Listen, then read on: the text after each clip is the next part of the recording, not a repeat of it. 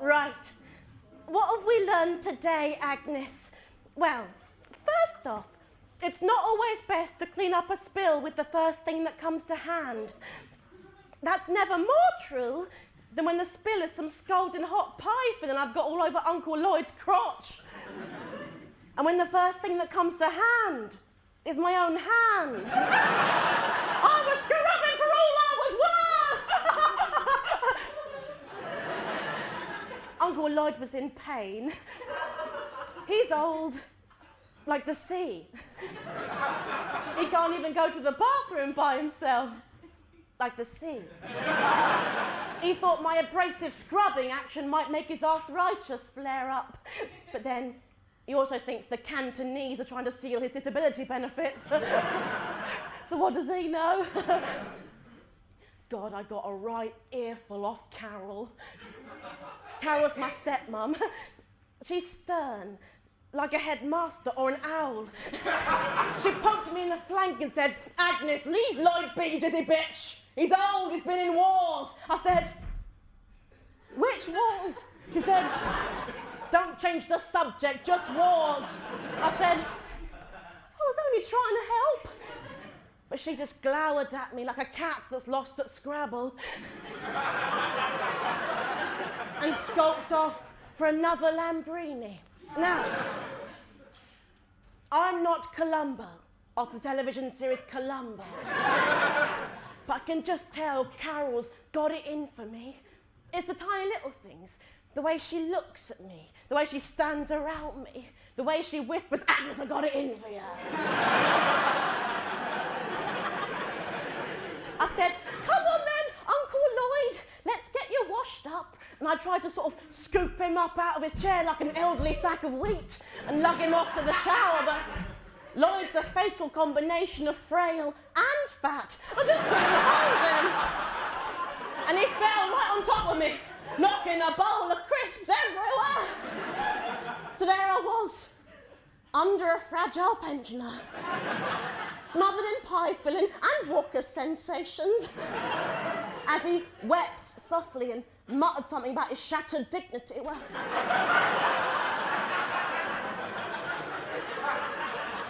at this point, I started getting stares off the other mourners.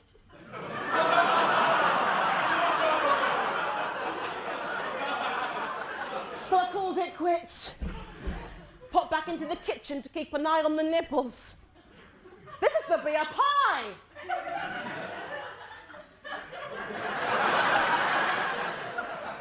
Well, I thought, at least things can't get much worse. Wrong again. Agnes.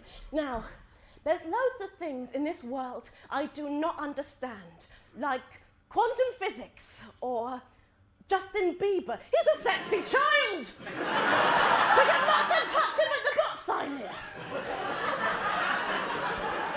But I swear, there's nothing quite so weird as the nibbles after a funeral, is there?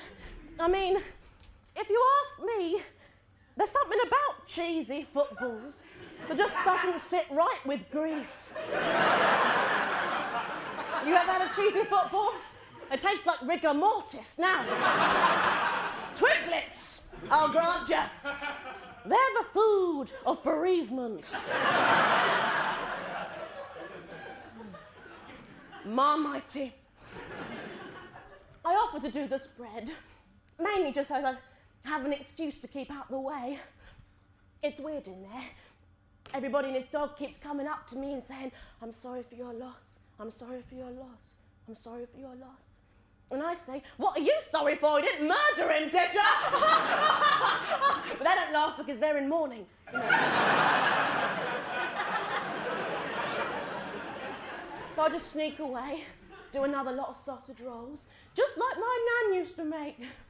My nan worked in a factory that did finger food for Iceland. And between you and me, being away from the throng means I can do a bit of sleuthing. God, I haven't been in this house in years. They're reading the will out just before. Not my cup of bovrils.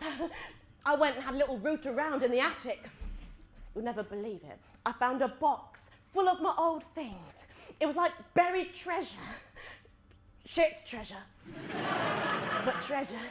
There was my old books, my first ukulele, and... Well, I'll tell you about that later.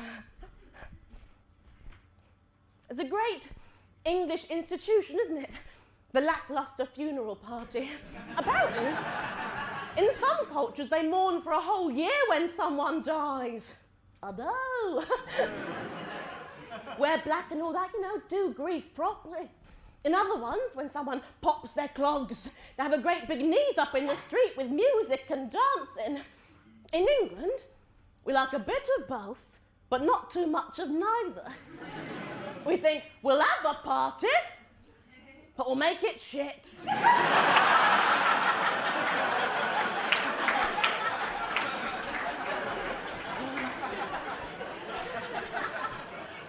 Mind. I've only been to one funeral before, though. I hope they did Twiglets after mine. You can taste the yeast, can't you? Yeah. I hardly know anybody in there. It's mainly the important music types that knew my dad, with their jackets and their trousers and their suits. Did my dad's obituary in the Sunday Times, you know. Apparently this funeral's quite the place to be. Then there's the kiddies, too young to understand funerals, running about the place, flapping their arms in the air. I'm an aeroplane, why must children lie?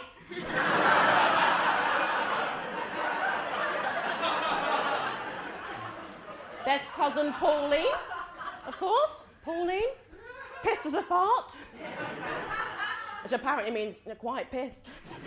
I found her trying to straddle a cactus in the conservatory. I said, it'll never work, Pauline, you're from two different worlds. She didn't laugh because alcoholism's a disease, you know.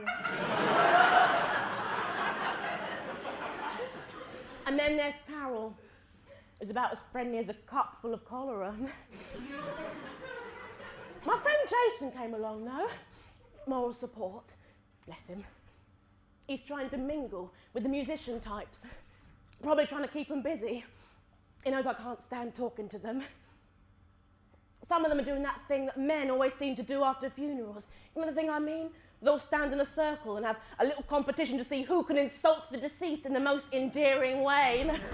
He was a sound old bugger. Yeah, I'll miss the drunken reprobate. He was a good old bastard at heart. I always want to wade in and say, he was a cock, he was the prince of cocks, what do I win?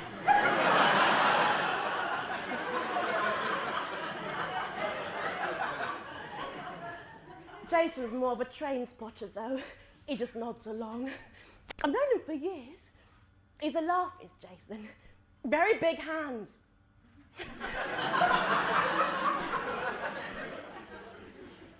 No one really knows what to say to each other these things, you know? I know I don't. I'm as much use as tits on a tractor. God, I tell you what, though. I looked out the window just before. I saw Carol sitting on the patio wall, sobbing her eyes out and swigging straight from a bottle of Lambrini. Now, I'm not Darren Brown, off of Darren Brown Investigates, but I could sense something was up. I felt sorry for her, as nasty as she is to me. She must have been close to my dad, being his wife. She looked like she needed to be alone, so I thought I'd best, you know, offer to be alone with her. So I quickly popped my pie in the oven, I went outside, and I plunked myself down next to her on the wall. Crushed a snail.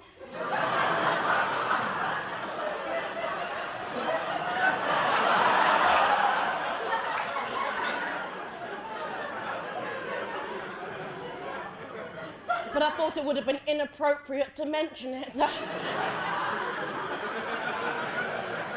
I stayed put, tried not to move my arse around too much to avoid the telltale crunch.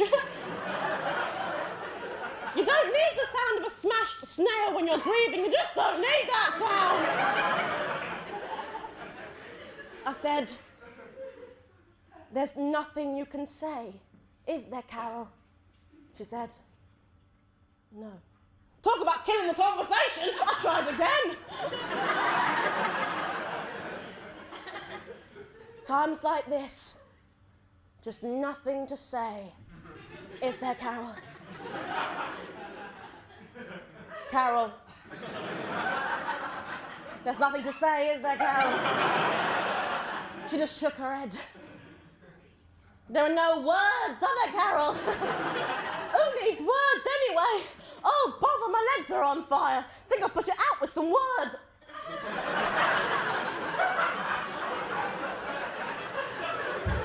Wouldn't work, would it, Carol? She agreed that it wouldn't. Yes, I thought. Common ground. Life's a massive, scaly cock, isn't it, Carol? I was getting a bit philosophical. A real bell end of an abstract concept. Oh, what a lovely party we're having, Carol, but who's that turning up uninvited, Carol? It's only bloody death, isn't it, Carol? Putting his own music on the speakers, eating all the chicken goujons. Has he brought a bottle, Carol? Has he balls? Oh, no, it's fine, Mr. Death. Help yourself to drinks. And he hardly knows anybody there, the prick. The party is life, Carol. She got that bit. Death is the uninvited guest. She got that bit as well. She's a sharp one, Carol. Albeit a cow. I think it was when I started comparing fate to knob cheese that she lost her temper.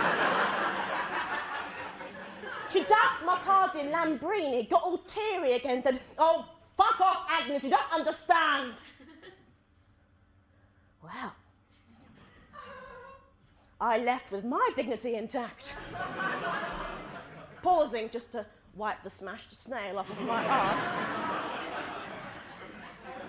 I was only trying to help. I suppose she's right, mind. I don't really understand, do I? I hardly ever saw my dad growing up. When he still lived with me and Mum, he was just an amateur, eking out a living at Allied Carpets and doing his jazz on the side. Then, after years of slogging, one of his songs, Sunny Day on Wallace Street, gets used in some film. It's one of those indie films, I think they call them, with the ones with the little white leaves on the DVD covers. You've probably seen them down the FOP. It was about issues or lesbians or a disease or something. Not my cup of Bovril. Just give me Mamma Mia and Columbo, and I'll give you a very camp detective film.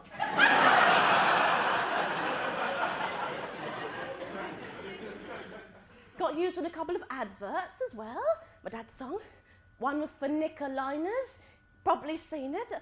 Are you feeling not so fresh today? Not so fresh are you at all? Have you got that not so fresh feeling? Well, mop yourself up, madam, you're a mess!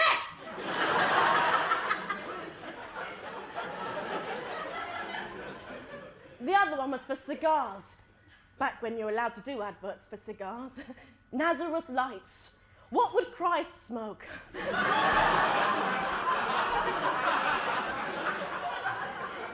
Humble beginnings, but more and more people heard his song and he developed a little following and it just kicked off from there. He started moving in different circles, you know, parties, gatherings, soirees, dinners, do's, bops, shindigs. He went to the lot. My real mum just stayed at home. She was a quiet thing at heart. Of course, Dad met Carol, and off he fucked, a bopping and a jazzing his way around the country. Of course, Carol became his secretary. Did all right for herself. Dad bought this place, not too shabby. There's a room just for coats. I know. I was only 10 when he left. A couple of years on, when Mum started getting ill, I had to look after her all by myself. Does that make him a twat? I think that makes him a twat. Mind, he always had a twinkle in his eye, did my dad. That's what you're meant to say, isn't it, when old men are quite pervy? Ooh, he had a twinkle in his eye.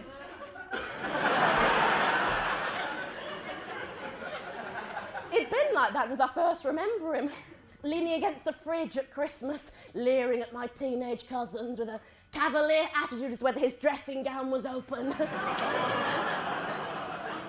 It was always open. He was just as cheeky when I went to see him in the hospital when he was on his way out, always pinching the nurses' buns. He wasn't even supposed to have pastry.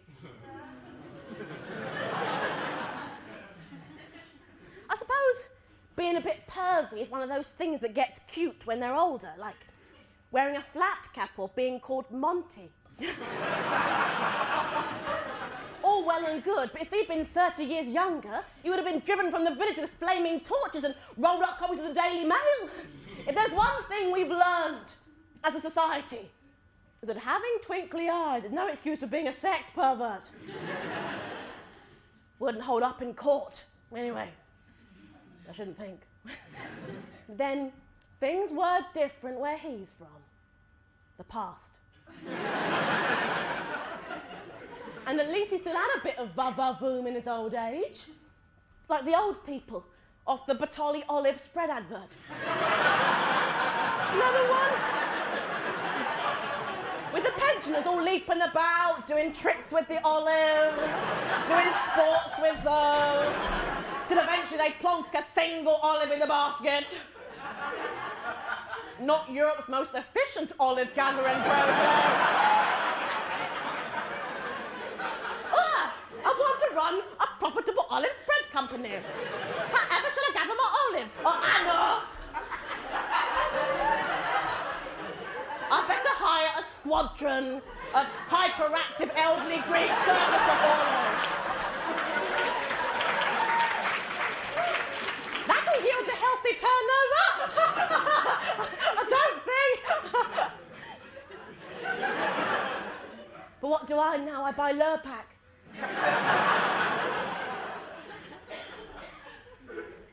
Mum and Carol both doted on my dad. Mum, because he was the love of her life and the father of her child, and Carol, because my dad had come into money. More than once, in fact, by all accounts. It was a strange fetish. Bad joke, bad joke. He was rich, is my point. Carol wanted them all to herself, of course, which is probably why she resented it so much when I started coming round to look after him when he got all cancerous last June. She thought she'd seen the back of me, but what was I meant to do? He may have behaved like an arse bastard from hell, but he's family, and family is family. At least, that's what it says in my Sainsbury's Basics thesaurus.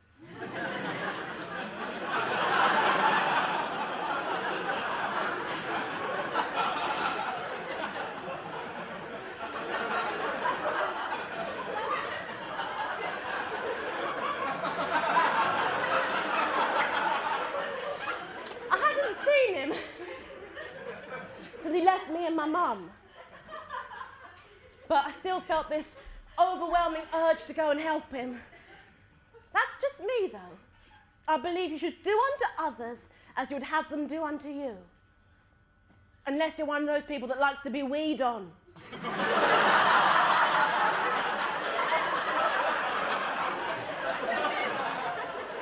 In which case, you've got to rein it in a bit.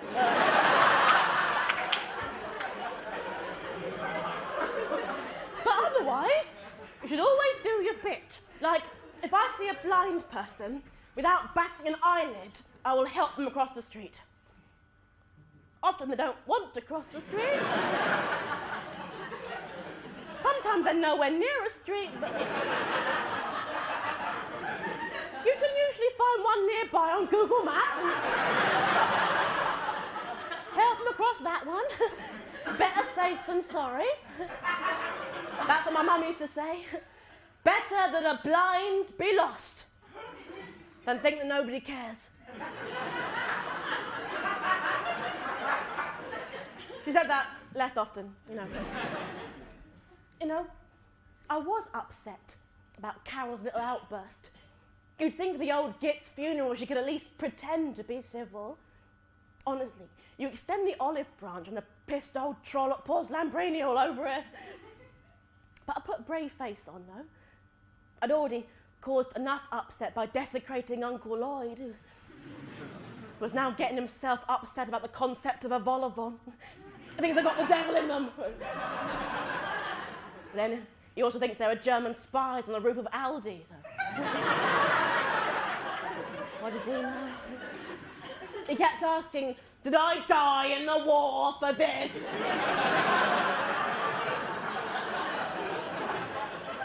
Which confused many. So I crept out to freshen up the cheesy footballs. But there was Jason in the corridor with a big, goofy grin on his face. He threw his arms around me and said, "Congratulations!" Now, Jason's good at getting himself confused. I'll tell you that for a Twix.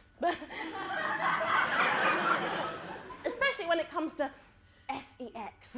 This one time, he comes running in, completely out of breath, and he says, Agnes, what does a lady's fanny look like? I never know what to say when people ask me that. But poor Jason, he looked as worried as a winter wasp. So I said, "Why do you ask, Petal?" He said, "Agnes, please, time is of the essence. I need you to do me a crude drawing of a lady's fanny pronto. This is going to be a very trying afternoon." I thought, oh, Jason's found love. So I sketched one out as best I could. Looked a bit like the face of John Sargent, but he'd never have guessed. "Oh no," he said. "I don't like that one bit, it looks fierce." I said, "Jason, if you love this new girlfriend of yours, you have to get used to this." But turned out he hadn't found a girlfriend at all. He'd accidentally got himself cast in an amateur porno down the road. Cameras rolling in half an hour. He'd phoned his mum that morning. She'd informed him that pornography often involves fannies. And he came straight to me in a panic. I was in tears the minute he went out the door to go and explain to the director and hand in his notice. Pissed myself laughing! Just for a bit, though. I'm always good for a cup of bottle and a cuddle when Jason has one of his little adventures. He's a giggle, Jason. Funny little legs, like a tree frog.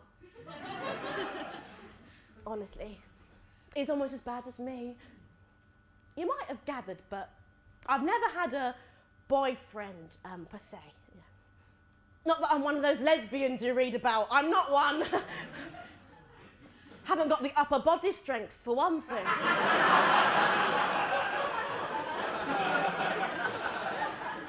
But I suppose Jason's the closest I've ever... No use dwelling, though, is there? Stupid. Besides, it's Jason. He's more like a train-spotting, fleece-wearing, crap moustache-sporting, cheesy football-munching younger brother. God knows I've had to look out for him enough with his little mishaps. I mean, every now and then I do wonder whether Jason was ever keen for a bit of this. I mean, we're younger. He never put it in those terms, of course. He's almost as naive as me. Maybe that's why we're such close mates. Do you know what? I'm not Mystic Meg of the 90s, but you can just tell the way my dad carried on affected how I saw SEX and relationships and that. Come on, how is a girl meant to learn about these things and not from her parents? And what hope does she have if 50% of her parents are philandering cockwits. I mean, look at the little role models girls have these days. I was reading My Life by Katie Price the other day. Seriously, listen to this.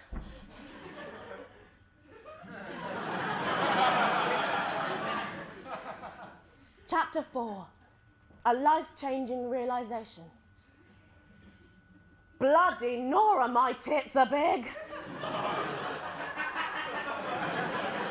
I thought to myself as I looked at my tits. Such is the bigness of my tits. If my tits were beach balls, you could probably play beach ball with them. But don't! As it would quite sting very much. Fiddle-dee-dee, what a busty lady I am. Ugh, I got a twinge in my back. Can you guess what of? Without having to lug around these giant women's breasts of mine all the livelong day. Sometimes I think it's the size of my breasts that's a thank for my career as a tit model. But it doesn't pay to dwell. It pays to have shown people these knocks of mine. And to have shagged him off that Mysterious Girl song. And no one knows this better than me, because I've done those things and got money out of it. Tits, tits, tits, tits, tits, tits, tits. What kind of example's that? Little girls idolise Katie Price. Someone should tell them, tits don't break glass ceilings.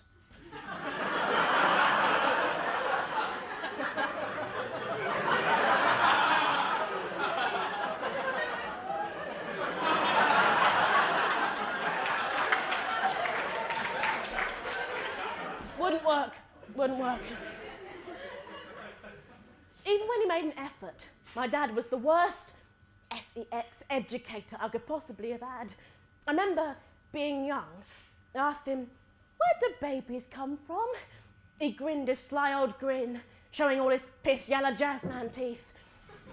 He slapped me on his knee and he said, well, Agnes, when a mummy and a daddy love each other very much, they give each other a special cuddle. Then along comes a magic stork who drops down the chimney. Later they fuck.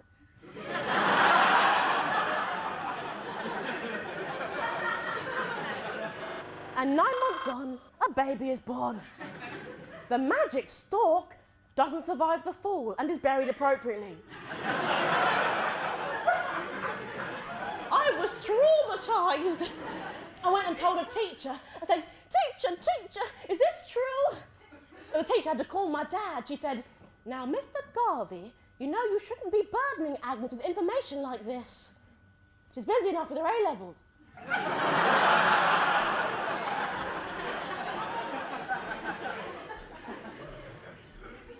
I'll tell you what, though. It might not have been all he seemed. Before she got ill, I could talk to my mum about absolutely anything. I remember I was about 11. I asked her what he was like in bed. Oh, awful, she said. He snored. He hogged the duvet, and his fart smelled of crisps. I said, I meant, what was he like at SEX? She said, oh, well, that's different. She said that SEX with my father was like a dream. She was mostly asleep at the time. Wouldn't be so bad, I thought. You could imagine Sean Connery was doing it to you, or Columbo. I do miss my mum. This one time, Jason comes into me, all of a fluster, yeah? He said his first wet dream. It was about swimming. Yeah. Shagging a girl while swimming. He's a laugher, Jason. A very curious musk. I don't know if it had anything to do with my dad, but myself, I've never been much interested in SEXUALINTERCOURSE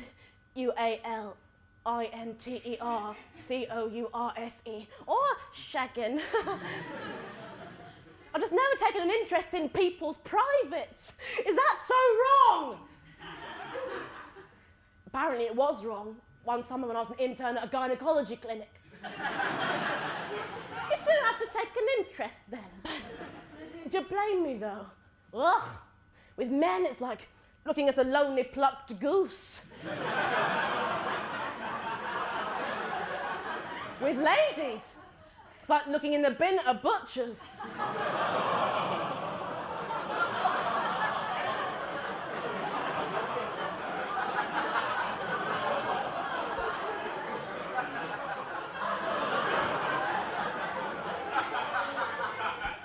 I prefer to stay vegetarian bits-wise. I've never even had a proper look at my own. Could have the face of John Sargent for all I know. So there it is. Woman of 29. And pretty much as pure as the cold-driven snow. Apart from in year 9, when I got fingered by Kevin Bridges next to a skip. I was skipping RE at the time. Kate plays funny tricks. Wasn't nice. He was in the middle of PE, and in the heat of lust, he forgot to take off his cricket gloves. Leathery. Out loud. Paul, talk about the relevant. My point is, we're as hopeless as each other, me and Jace. He's as simple as celery, but at heart, he's a gentleman. The sort of bloke who'd take off his cricket gloves beforehand. So there he was, in his fleece, beaming away. He said again, "Congratulations." I wiped the cheesy football crumbs and spittle off of my cardigan and face. I thought, "Bless you, darling, you've perplexed yourself." He said, "Have you not heard the news?" I said, "What news, darling? I've been in the kitchen, what's going on?" He said, "Your dad's will. Everything's gone to you. You're rich." Bollocks. I thought, and then said,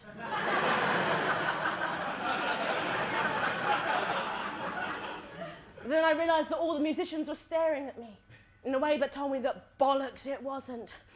I felt the mother of all lurches in my stomach. My dad never gave two tosses about me. Must be some mistake. Else, why the daft old fanny picked me as his heir? I had to find out. I thought, right, Agnes, what would Columbo do? My wife loves you, but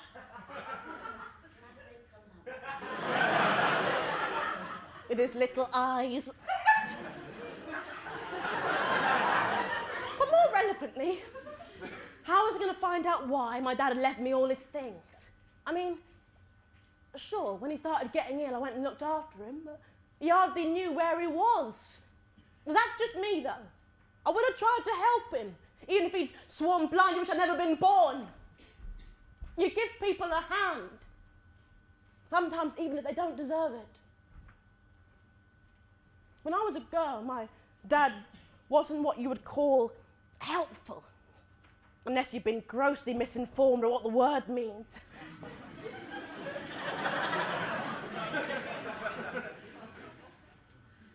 And God knows, I could have done with a bit of support. I had plans, you know. Oh, yes. I wanted to be someone, like my dad. Bloody Nora, I'm going to end up telling you a secret now, aren't I? Well, I had a dream, for as long as I can remember, to make up lovely little folk songs on my ukulele and travel the world and play them to whoever would listen. I know it's silly, and no prizes for guessing how I got it in my head I wanted to do music. Now, let's face facts. Kids are shit at things. That's why I have to be kids and not run small businesses or cut people's hair. But you humour them, don't you? Otherwise they grow up as mentalists, and few children want that. So I played in my little song, 4 easy chords and a sunny little melody. Just me and my uke and a crap little tape recorder. And I looked up at him, hopefully with my bracy little smile. My dad said, "Agnes, you're bad at music. And as a musician, it's only going to hold you back."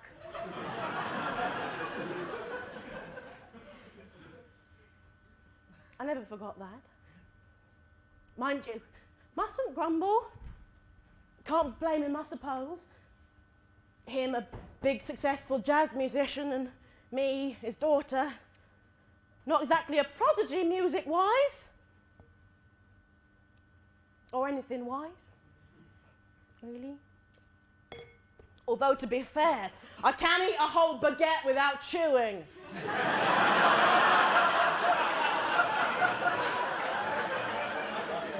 Party trick of sorts.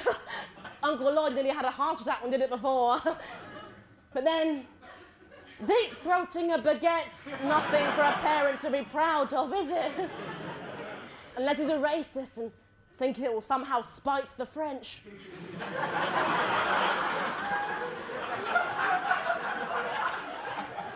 Besides, I had never had enough time to practice my music. All the time I spent looking after my mum. I've forgotten how my little song went now. I did do a bit of music on the side. After Mum died, Jason said, "You can't just mope about, Agnes, you've got to keep busy." He's always looked out for me, it's Jace. He's a good soul. You know what? He was right. But the only thing I could think of to do was to form a little folk band like I'd always wanted. Motherfolker. Clever, isn't it? Sounds naughty. Isn't. Took us over a year to come up with that name. But once we'd finally agreed, we felt unstoppable. So we went out straight away. Bought instruments. That's why I don't have to play them. I had a head start because I already knew how to play Mullach Kintyre on the uke. I'm actually a multi-instrumentalist now. I've got 2 ukuleles. But I've mixed things up though. I've picked up the xylophone and the keyboard and the harmonica and the bassoon in my time. I can't do music on them, but I've picked them up.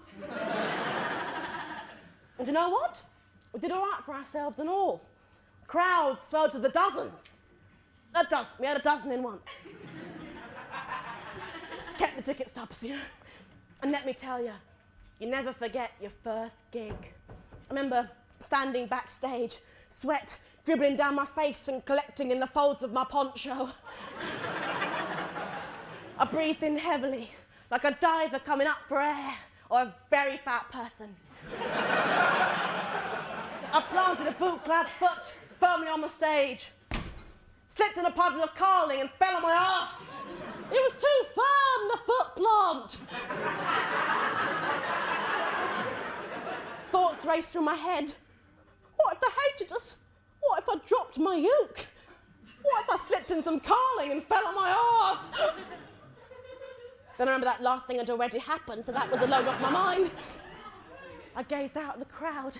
I started to count them in my head. 1, 2, 3, I could go on, up to 6. Yes. 6 of them. The lights hurt my eyes because I bashed my head off of it.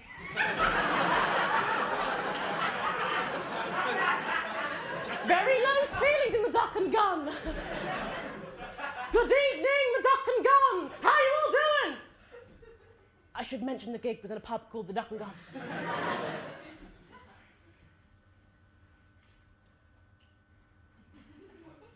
I thought my stage presence had stunned them into silence because response-wise I heard shag all.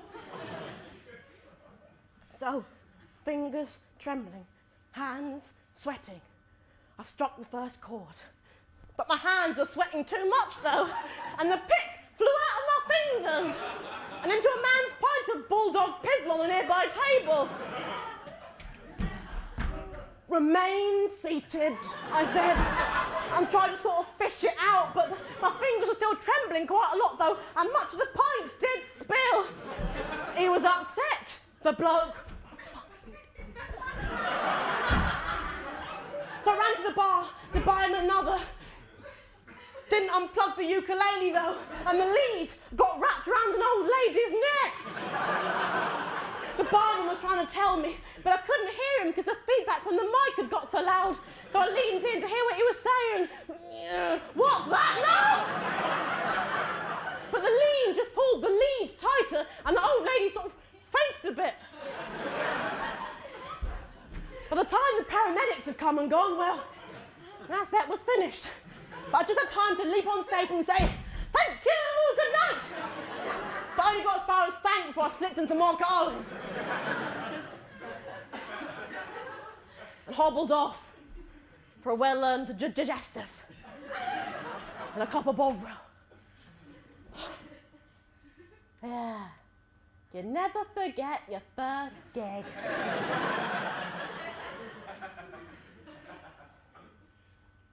Well, Dad did.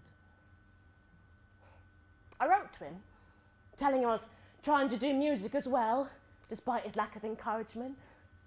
Go on, Dad. Just come to this one. He was always too busy.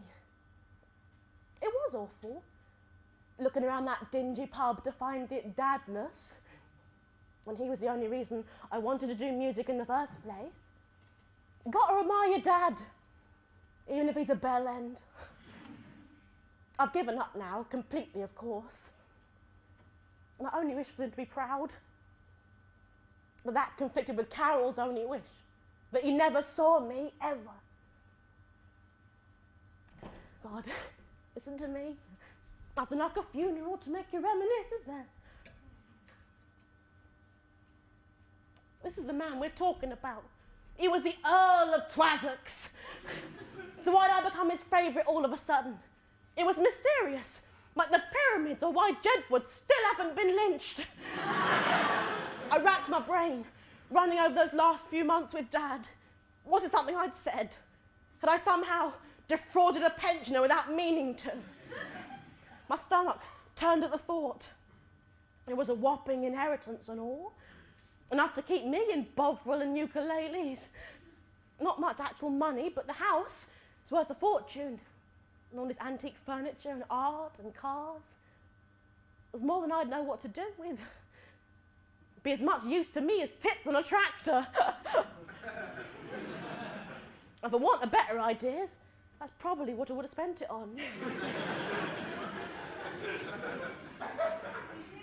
Well, I was as confused as a python in Asda.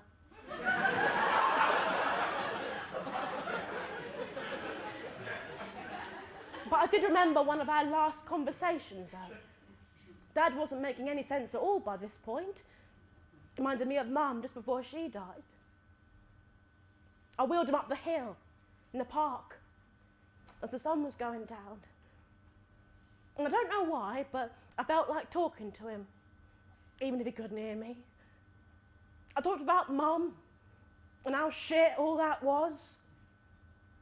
I even told him how I used to want to do music like him. And you know what he said? He said he was sorry. Couldn't help but giggle. He'd lost his mind. Didn't know what he was saying. Be funny if he meant it.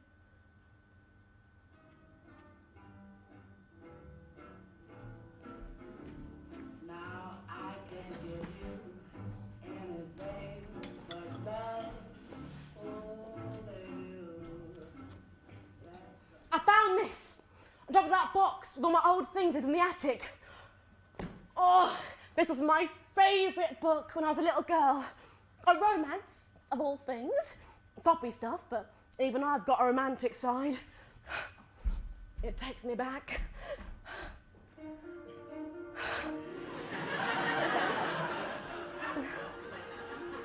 Pride and Prejudice.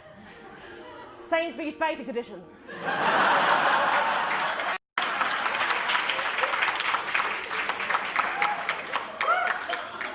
Chapter 1. It is a truth universally acknowledged that apes make surprisingly competent astronauts. There was something about it in the Observer magazine.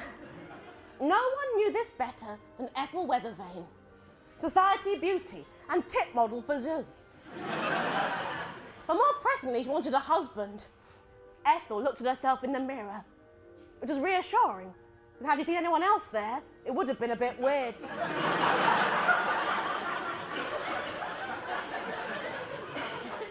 From downstairs came a blood-curdling squeal. Dinner was served.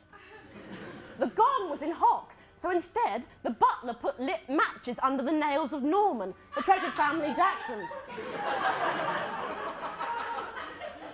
At the bottom of the stairs was the moody Mr. Arcee.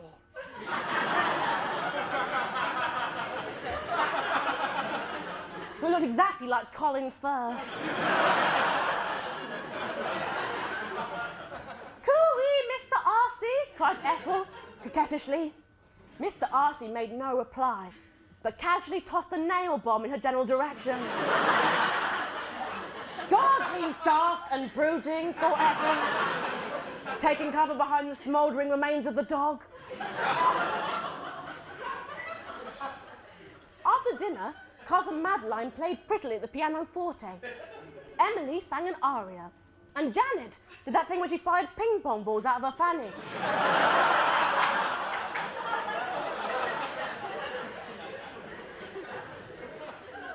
Later, they played a frame of Slap Peasant, a parlour game where you had to kick a peasant. No one knew the mysterious origins of the game's name. A fracas erupted when Mr. Froggish accused Mr. Arcee of using weighted dice. Gunfire was exchanged. God, he's troubled and aloof, thought Ethel, picking around the ping-pong ball in her trifle.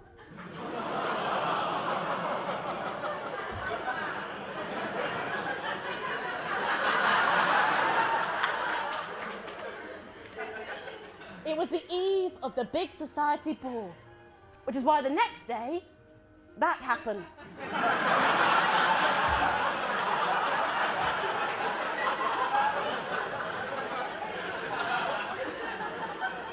Right from the off, Ethel was asked to waltz more than any other girl at the dance.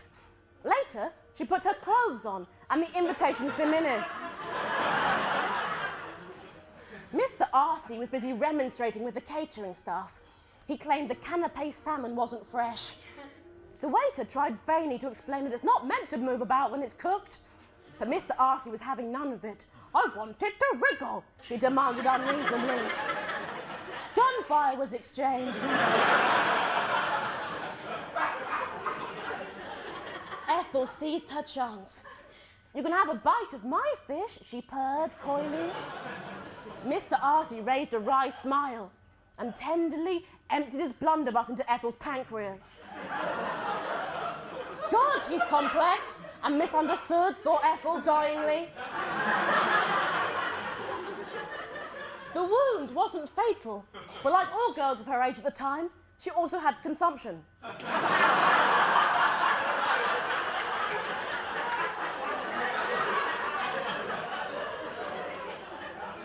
All the other men who'd asked Ethel to waltz that night were disappointed because she died and was a corpse. They all thought this terribly rude of her, and the great hall buzzed with vows to dance on her grave. But otherwise, the evening was a great success. Champagne was drunk, waltzes were waltzed, and gunfire was exchanged with impunity. Mr. Arcee decided that he valued accomplishment over beauty, and married Janet, who could do that thing when she fired ping-pong balls out of her fanny. And they lived happily ever after in the family manor. And no one ever cottoned on that he was a bellend. And you know what? That's still true today. My mum preferred Bronte. Used to read it to her in the hospital. I was flicking through Pride and Prejudice in the kitchen while the pie cooked. I knew they were all talking about me inside, but I couldn't face them. Then I saw Carol, my old harpy of a stepmom, sat on the patio wall again. This time she was a real mess. Her makeup was as melty as a brie on a Bunsen burner. Just off her head on Lamborghini, clutching a fag in her spindly old fingers. I knew this time I'd need real tact, poise, and subtlety if I was going to help. So it is a shame I sat another snail in anyway.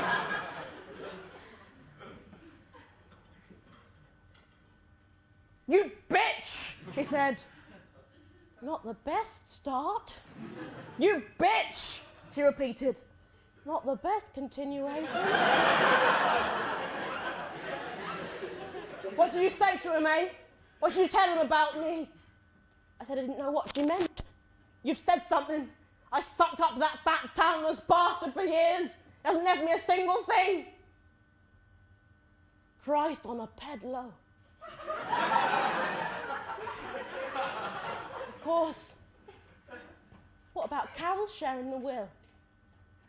He hadn't left her anything? I was shocked. I will admit, Carol's not the easiest person to get along with. He's a dickhead.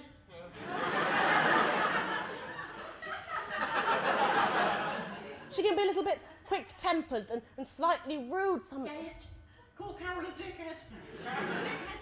Say she's a dickhead. She can be a little bit haughty. She's a dickhead! Oh, she's a dickhead!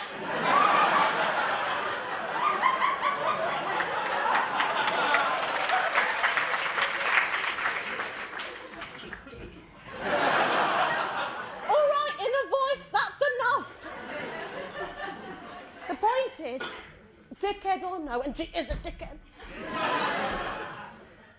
My dad loved her in his funny little way.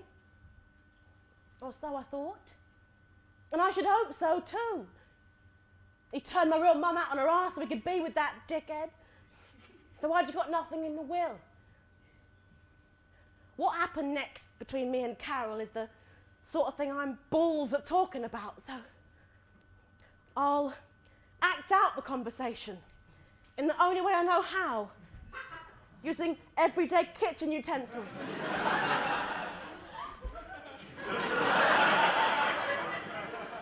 I'm sorry, Carol. I know we've never exactly liked each other, but I know my dad loved you, and what do you know, you dithering heifer? Do you know he never even wanted your mum to have you? Do you know that? But she was too soft. Wah, wah, wah! Don't talk about my mum! It's a wonder he stuck with her for as long as he did. And you have a nerve to swan along at a whim as if you ever meant anything to him. What did you say to him, eh? What did you tell him about me? I knew you must have been up to something when you took an interest all of a sudden when he got ill. I was only trying to help. And suddenly, she was slapping my face again and again. I never thought you could get such a wallop out of those skinny old chicken arms. She was bawling and shouting at me. Then she went into the kitchen, picked up the box of all my old things from the attic and started throwing them all over the lawn, still screaming blue murder. I thought, if there was a moment to go and freshen up the cheesy footballs, it was now. I went back inside. And you know what? I was angry. I never get angry, but I was angry. I never get angry. All right, she's upset about my dad. All right, she never liked me, but he was my dad! I didn't ask him to do what he did. I didn't want it. I didn't want money or things. I wanted a dad who loved me and was proud of me, even if I was never talented like he was.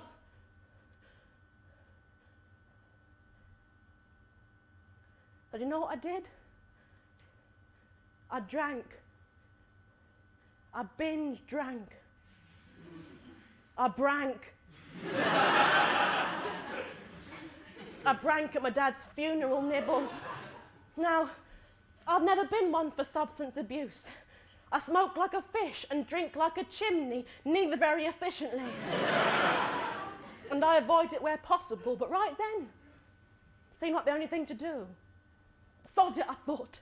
I'm rich. I can afford Bupa.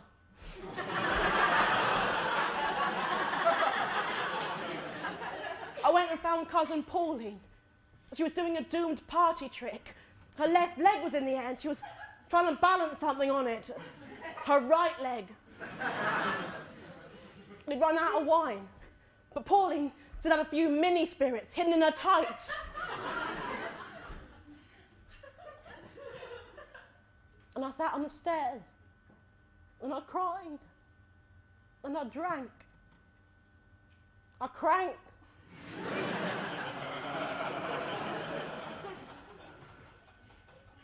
After a while, I saw Jason, or more like 3 or 4 Jasons. He saw I was upset, and he came and gave me a hug.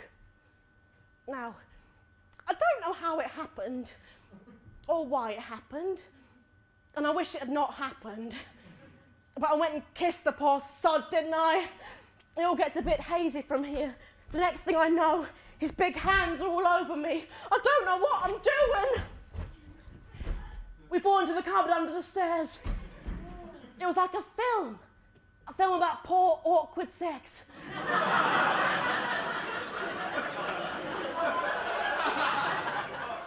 I've dreamed of this, said Jason.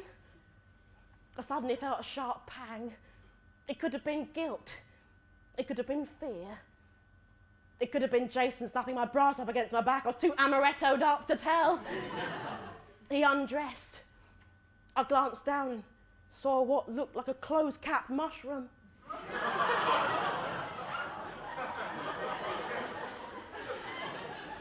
Jason explained he'd nicked some veg earlier from the buffet table.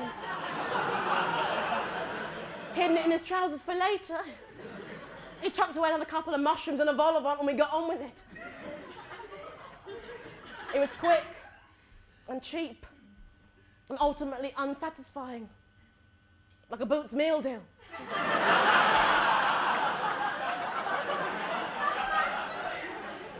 The 500 calorie or less option. We sat for a while, as quiet as hammers, ones that aren't in use. Yeah. I didn't know what to say. Eventually, Jason said, God, it's hot in here. I thought he was referring to the SEX, like he thought he was good at it or something. So I said, yeah, baby, I can feel the heat.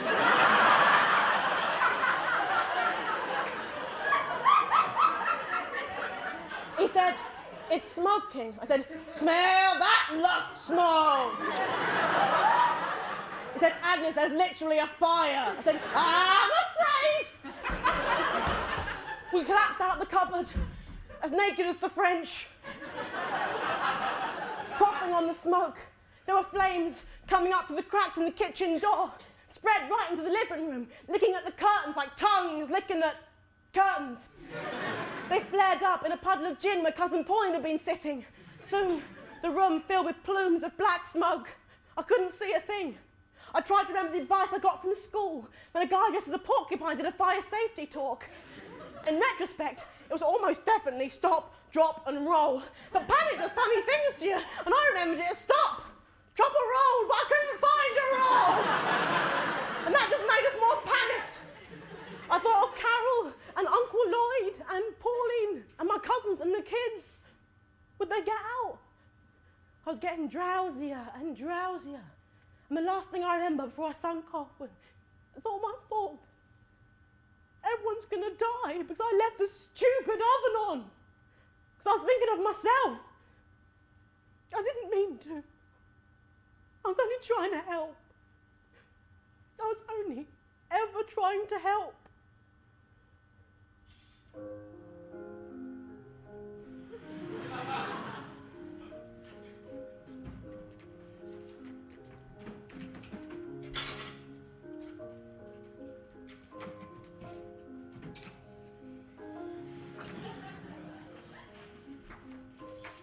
Everyone got out safe, more or less. They took Carol away in an ambulance, but said she'd be fine. Probably passed out more from the Lambrini than the smoke. Not that I was one to talk. My head felt like bowling had happened in it. The house was ruined. I told the fireman about my pie and said he was shocked. Never seen a kitchen fire spread so fast. It was more like arson, he said. All the valuables had burnt up, of course. The place would have to be torn down. Easy come, easy go, I thought. I couldn't help but wonder what made my dad do what he did. Did he feel guilty for what he'd done? Scared of going to his grave with his selfishness hanging over him? It was starting to get light. I was wrapped in a blanket, sat on the patio wall. The lawn was strewn with the things from my box from when Carol had thrown them about. Jason was picking about in it.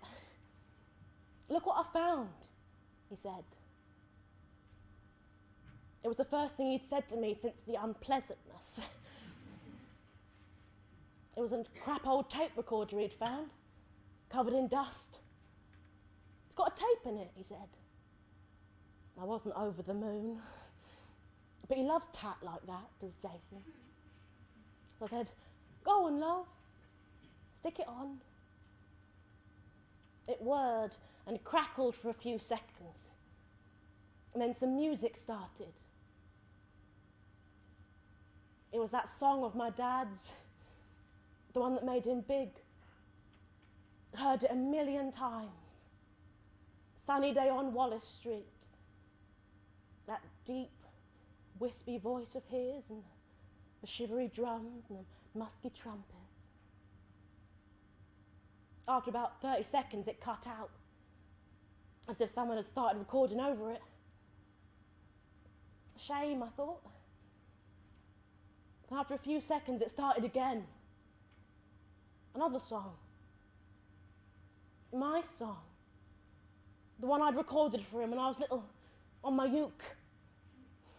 I'd forgotten all about it. 4 easy chords and a sunny little melody. I couldn't believe it. As I started to listen, I started to realise the tune, the chords, they were exactly the same as the ones on Sunny Day on Wallace Street. Of course, it sounded much better with Dad and his band, but there was no arguing. That tune, that chorus, they were mine. That's my song, Jace, I said, without really thinking. Give over, he said. Just a shit version of your dad's. Sunny Day on Wallace Street, everyone knows that. Blooming neck, I wouldn't mind a royalty check for that. Royalties. That's what he'd left me in his will. My dad had been moping about the house one day, stuck for ideas. In comes his little girl, plays him her little song, and it sparks something off in him. Still, not exactly a prodigy, but it turns out I've had a music career of sorts after all. Well, what have we learned today, Agnes? I suppose that the world's full of selfish, greedy arseholes and cockwits and Lotharios. But despite that, I wouldn't want to give them anything but love. I went and sat on the wet grass next to Jason, and I felt his hand resting on mine. So I opened it for him to hold. But he just gave me a cheesy football